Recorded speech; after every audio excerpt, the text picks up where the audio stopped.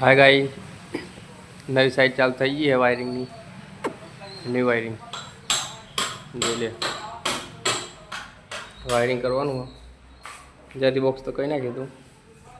પણ આ વાયરિંગ બાકી જો વાયરિંગ કરવા આવી ગયા હાલ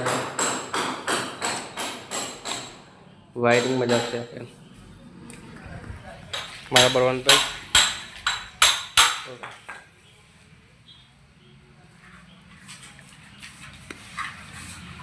आ बॉक्स खोतरा न आ बधु सामान पड्यु हतुं एटले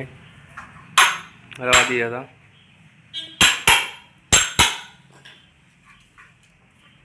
तो सामान पड्यो जो कई